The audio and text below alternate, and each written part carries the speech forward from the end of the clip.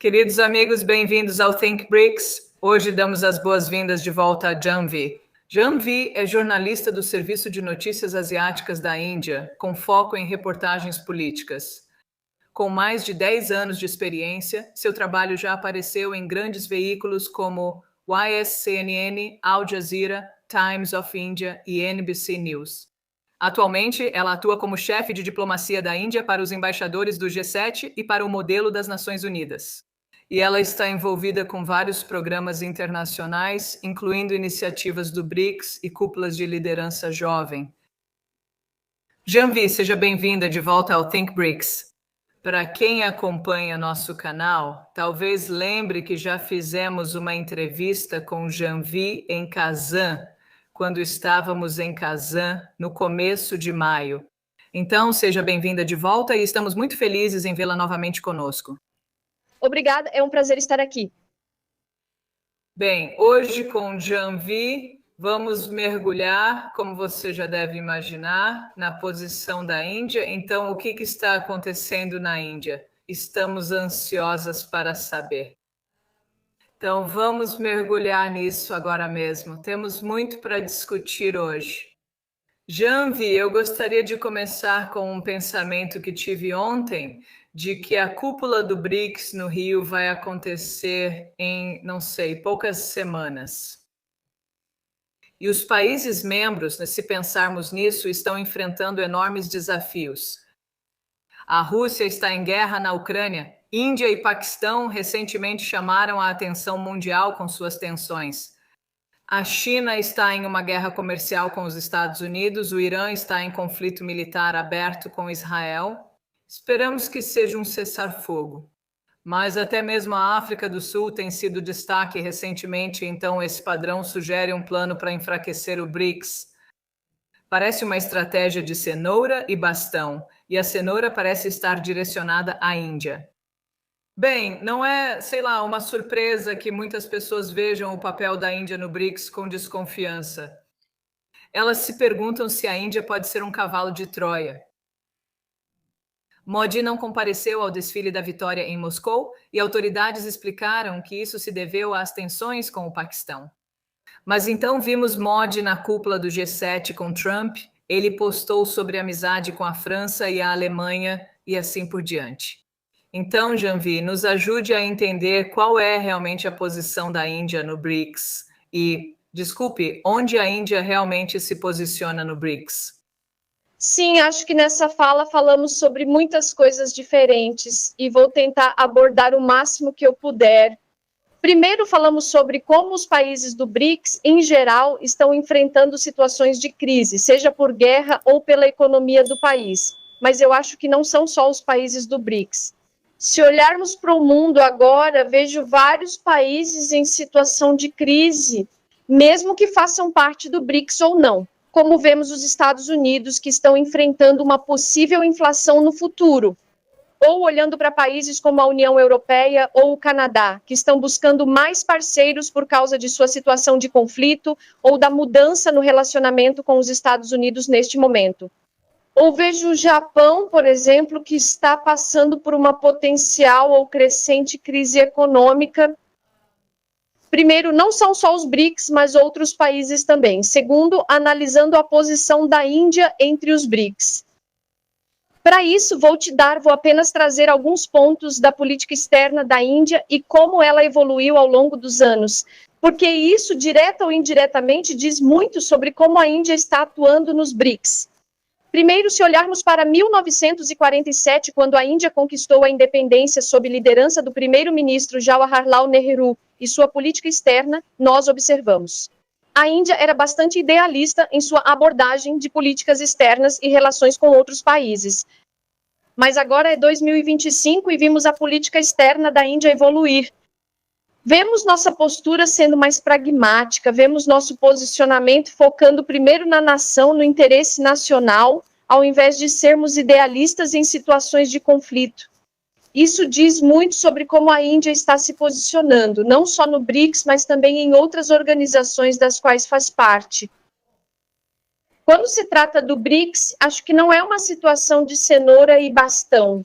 A Índia tem sido um membro ativo e forte do BRICS desde a sua formação, e acho que no próximo ano a Índia também vai assumir a liderança na organização das cúpulas do BRICS ou na presidência do BRICS na Índia. Então, dito isso, vejo que a situação está sendo exagerada quando se trata da Índia e sua posição no BRICS. Nós vemos que este é um mundo multipolar, e a Índia está agindo de acordo com seus interesses nacionais, como qualquer outro país, e eu não acho que haja nada de errado nisso. Entendo, claro, os interesses nacionais em primeiro lugar. Nós não podemos concordar. Gostaria de acrescentar que na última parte da sua pergunta, você mencionou que a Índia não compareceu ao desfile na Rússia, e em vez disso, o primeiro-ministro foi para o G7 no Canadá. Compartilhando do ponto de vista da Índia, aquela cúpula do G7 foi muito importante para a Índia, não apenas por ser o G7, mas por causa de sua localização, pois estava acontecendo no Canadá. Caso você observe as relações anteriores entre Índia e Canadá, e como recentemente elas têm sido tensas por causa de Justin Trudeau e do movimento Khalistani acontecendo no Canadá. Mas eu acho que Mark Carney, que está liderando o Canadá agora, está tentando mudar o relacionamento com a Índia para melhor. A participação da Índia no G7 e o convite à Índia para o G7 foi o primeiro passo para reconstruir e retrabalhar as relações entre Índia e Canadá, o que é muito importante para ambos os países, considerando o passado, onde os dois países tinham ótimas relações bilaterais. E mesmo durante a cúpula do G7, vimos muitos protestos anti-Índia e muitos protestos contra o primeiro-ministro Modi nas ruas enquanto o G7 acontecia. Mark Carney chegou até a ser questionado sobre como ele iria lidar com essa situação. Ele desviou da pergunta. Mas ele elogiou a Índia, dizendo que é uma grande economia e que não se pode ignorar a Índia neste momento. A Índia precisa ter um lugar à mesa quando a cúpula do G7 está acontecendo. Então, estrategicamente, o que o primeiro-ministro Modi fez ao participar do G7 foi muito importante para reconstruir as dinâmicas e relações entre os dois países. Eu vejo que a Índia está equilibrando tudo com muito cuidado. Seu país está sob intenso escrutínio neste momento. Todos olham para a Índia, esperando para ver de que lado ela vai ficar no conflito entre Irã e Israel. É muita coisa, é muito mais aparente, porque o governo indiano está adiando a resposta o máximo possível. A gente vê que faz sentido, claro, considerando o relacionamento muito complexo da Índia na região. Por um lado, a Índia tem uma relação muito forte com Israel em questões de defesa. Então, também tem laços econômicos próximos, podemos dizer os mais próximos, com o Irã. Só para dar um exemplo de Jahabatra, Porto de Chabahar está sob administração da Índia há 10 anos e não é apenas um porto, é o único porto iraniano no Oceano Índico que vai diretamente para o Oceano Índico. Eventos recentes mostram como isso pode ser complicado. No dia 13 de junho, o ministro das Relações Exteriores, Jai Shankar, conversou com os ministros das Relações Exteriores do Irã e de Israel. Então, isso aconteceu logo depois que o primeiro-ministro Modi recebeu uma ligação do primeiro-ministro de Israel, Netanyahu. Bem, então aconteceu aquela posição da Índia e da OCS. Quando a OCS condenou o ataque militar de Israel ao Irã, a Índia se distanciou dessa declaração. Disse que não participou da discussão que levou à condenação. E, em vez disso, a Índia pediu diálogo e diplomacia. E, assim, a Índia também se absteve nas votações das Nações Unidas que buscavam um cessar-fogo em Gaza. Isso reflete sua abordagem consistente de equilibrar alianças estratégicas. Mas estou interessada na declaração da OCS. O que você acha da Índia dizendo que está fora disso? Como a sociedade indiana, não sei, vê essa posição equilibrada? Para entender por que a Índia está se abstendo de tomar partido no conflito entre Irã e Israel, precisamos entrar na história de como a Índia lidou e construiu relações com esses países individualmente. Agora vamos aos fatos. A Índia se absteve de fazer uma declaração na OCS ou na Assembleia Geral das Nações Unidas contra Israel. Agora, há apenas alguns meses, na verdade, nem meses, semanas atrás, durante a Operação Sindur, quando a Índia foi atacada, você sabe, em Pahalgam, e eventualmente o governo indiano lançou essa Operação Sindur contra as bases terroristas no Paquistão. Agora, durante esse período, Israel foi o país que apoiou abertamente a luta da Índia contra o terrorismo. E enquanto isso, é o Irã. A ministra das Relações Exteriores do Irã visitou a Índia, visitou Nova Delhi e ofereceu que o Irã está aberto a negociações. Se o Irã está disposto a trazer o Paquistão e a Índia para a mesa de discussões, a Índia não respondeu ou não concordou com isso. Essa é a segunda parte da história. Mas vamos ver como tanto o Irã quanto Israel reagiram quando a Índia estava em uma situação de crise ou quando a Índia estava lutando contra o terrorismo. Nas primeiras semanas, vamos ver como a relação entre Israel e Índia evoluiu. E eu vejo uma mudança maior na abordagem da Índia em relação a Israel após 2024, como quando o BJP ou quando o primeiro-ministro Narendra Modi chegou ao poder, vimos como o intercâmbio estratégico, econômico ou militar, ou de modo geral, aumentou entre o Irã e entre a Índia e Israel. E as situações melhoraram desde 2014. Mas se você observar a relação entre Índia e Israel, antes de 2014, vemos que a Índia geralmente apoiava a Palestina ou um Estado livre da Palestina. Mas vimos a mudança após o governo do BJP, ou após 2014. Então, essa é uma parte da história. E a Índia também continua. A Índia também tem atualmente muitos laços econômicos, ou, digamos, relações militares com Israel. Por isso, a Índia não pode se dar ao luxo de adotar posição contra nenhum desses países. Agora, vamos ao segundo ponto sobre o Irã. Irã e Índia são civilizações muito antigas e têm laços que vêm de antes mesmo da independência da Índia, ou seja, antes de 1947. Agora, quando se trata da Índia, eu gostaria de destacar duas situações, sendo uma delas nos anos 1990. Essa foi a época em que a Índia havia militarizado a Caxemira. E muitas declarações anti-Índia estavam acontecendo na ONU ou no mundo em geral. E foi nessa época que o Irã tomou partido da Índia, dizendo que a Índia estava certa nessa situação. E eles apoiaram o que o exército indiano estava fazendo em 1990 na Caxemira agora. Isso é apoiar a Índia. Agora, em 2019, o que vemos? Os clérigos do Irã fizeram uma declaração contra a Índia agora. Esse foi o momento em que eles favoreceram o Paquistão e voltaram a fazer declarações contra a Índia. No contexto da questão da Caxemira, as autoridades do Irã disseram que o que a Índia fez foi feio ou foi um ato bárbaro. Agora, essas são declarações muito sérias e críticas contra a Índia. Agora, isso só mostra como a situação entre o Irã e a Índia às vezes foi positiva e em outras ocasiões sofreu abalos. Mas considerando a situação geral, tanto passada quanto atual, é favorável para a Índia ser diplomática, olhar para o interesse nacional e não tomar partido, quando necessário. E eu acho que é isso que, como expliquei antes, também quando se trata da política externa da Índia, é do melhor interesse da Índia manter uma posição neutra. Mas sim, condenar toda a violência ou condenar o terrorismo que está acontecendo não apenas nesta situação ou em qualquer contexto, seja na Rússia ou na Ucrânia, acho que a Índia manteve uma posição semelhante. Sim, é semelhante. Você está certa, você está certa.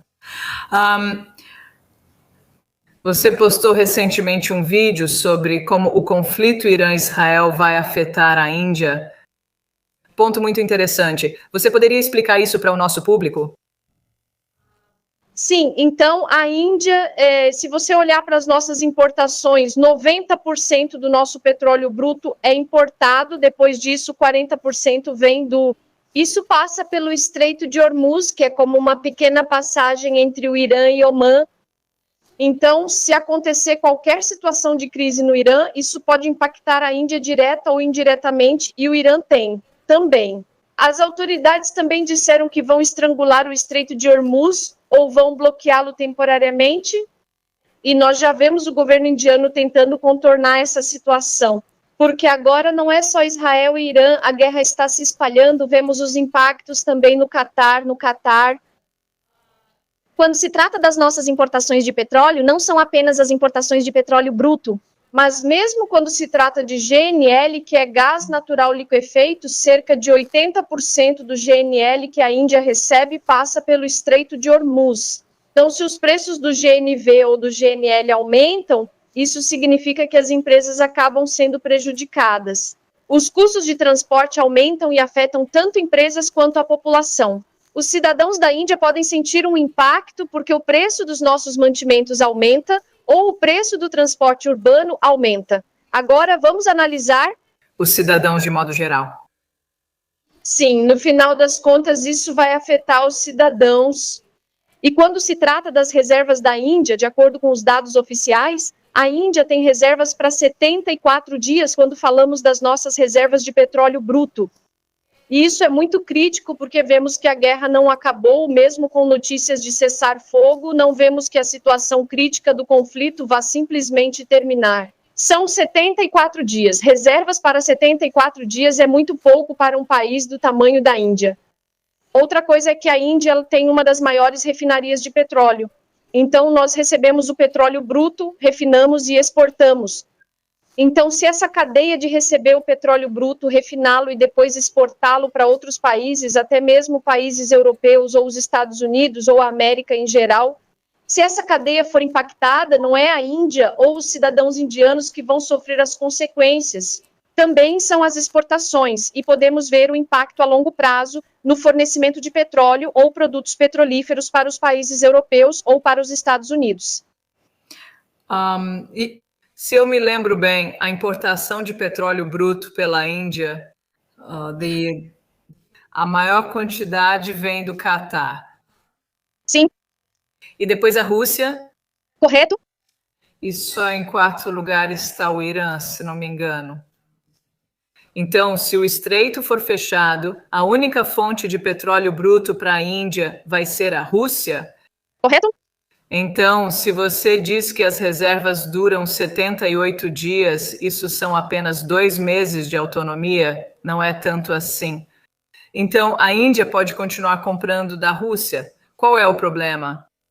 Não, eu acho que quando se trata de petróleo ou da área militar ou equipamentos ou até mesmo reservas de alimentos, a Índia não está buscando ter apenas um parceiro, seja falando de suprimentos ou de relações com outros países. Sempre é do interesse de qualquer país ter múltiplas opções, ter várias parcerias para qualquer coisa. Então, mesmo quando se trata, por exemplo, de equipamentos militares, a Índia era 90% dependente da Rússia. Mas quando a Rússia entrou em guerra com a Ucrânia, os suprimentos de equipamentos ou equipamentos militares não foram entregues à Índia no prazo. Por isso, a Índia precisou buscar várias opções. Então, eu acho que mesmo em uma situação de crise, é importante buscar vários parceiros e não apenas um, seja quando se trata de petróleo ou qualquer outra coisa nesse caso. Entendi. Eu tenho uma última pergunta. Hoje recebemos essa boa notícia. China e Índia concordam em continuar trabalhando para melhorar os laços em reuniões de alto nível. Nós sabemos muito bem, as tensões entre China e Índia permanecem altas desde os confrontos mortais na fronteira em 2020. Na cúpula do BRICS do ano passado em Kazan, ambos os lados demonstraram uma nova vontade de aliviar o conflito. Agora, poucas semanas antes da próxima cúpula no Rio, eles assumiram um compromisso firme. O que te dá confiança de que esse encontro de alto nível entre o Conselheiro de Segurança Nacional do Oval e o Ministro das Relações Exteriores, Wang Yi, vai levar a melhorias reais e sustentadas nas relações entre China e Índia? Quando se trata das relações entre Índia e China, vejo uma tentativa de melhorar as relações depois do que aconteceu, o Galwan em 2020, e essa tentativa de melhorar. Essa equação vem acontecendo desde julho de 2024, ou seja, meados do ano passado. E devido às negociações em outubro de 2024, ambos os países chegaram a um meio termo dizendo que iriam melhorar. Por exemplo, ter voos diretos ou retomar o Kailash Mansarovar Yatra, que acontece perto da fronteira, ou diminuir a presença dos exércitos ou da LAC, que é a linha de controle real. Então, muitas coisas foram planejadas e algumas até foram executadas. E depois das sanções ou das tarifas que Donald Trump ou os Estados Unidos estão impondo, digamos, à China ou à Índia, ou devido ao ambiente global incerto que os Estados Unidos estão criando agora, China ou Índia, os dois países estão buscando mais parceiros e o processo de reconstrução da relação entre eles foi acelerado pelo que os Estados Unidos estão fazendo neste momento. Isso foi uma coisa. A segunda questão é sobre o terrorismo. Eu acho que as operações recentes em Durham e o ataque recente em Pahalgam também tem muito a ver com o motivo pelo qual Ajit Doval está se reunindo com os oficiais chineses neste momento. Quando a Operação Sindoor estava acontecendo, a Índia comunicou aos oficiais chineses que é contra o terrorismo e que não vai tolerá-lo naquela época. Porque o governo indiano entende que quando o Paquistão ataca a Índia, o equipamento militar, os mísseis vêm da China, o financiamento vem da China. Então, se a Índia está combatendo o terrorismo, é melhor comunicar isso ao país de origem. Quem está fornecendo empréstimos ou quem está fornecendo equipamentos? Essa foi uma parte. E a segunda é que isso está no interesse econômico de ambos os países. É do interesse econômico de ambos os países continuar essa parceria.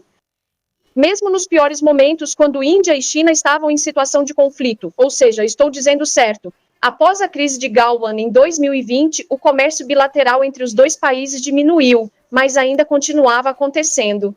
Porque ambos os países acreditam em manter parcerias econômicas, mesmo quando as coisas não estão indo bem, e eu acho que agora a relação entre os dois países vai acelerar, mas com cautela, e eu vou te dizer por quê, é só o que eu penso. No mês passado, o governo indiano disse que quando se trata de drones, fabricação de drones e importação de drones, o governo indiano enfatizou isso. A maior parte é importada da China para a Índia, e agora o governo quer focar em fabricar tudo completamente na Índia. Porque os drones são usados para fins de segurança, para fins de defesa, e é importante não importar de outros países, especialmente da China, e produzir localmente. Então, quando vemos as relações entre Índia e China, você pode ouvir notícias de que os dois países e seus ministros das relações exteriores estão se encontrando e buscando mais colaborações. Mas, por outro lado, você também verá em cada país como eles estão orientando os cidadãos ou os funcionários do governo a manterem cautela. Essa estratégia dos drones foi uma coisa. O TikTok ainda está banido na Índia e já faz anos, e eu não vejo isso mudando num futuro próximo, porque o governo ainda sente que isso representa uma ameaça à segurança ou uma ameaça à segurança da informação para a Índia como país. Então, vemos esses laços diplomáticos onde há cautela e discussão andando juntas, de mãos dadas, e eu vejo isso aumentando e permanecendo assim no futuro. Obrigada, muito obrigada, Janvi, por compartilhar esses insights conosco hoje. Sua perspectiva sobre a posição nos BRICS e a complexa situação do Oriente Médio foi realmente valiosa. Para o nosso público que quer acompanhar seu trabalho e se manter atualizado sobre suas reportagens políticas, onde podem te encontrar online, por favor? Onde vocês podem me encontrar online? Sim.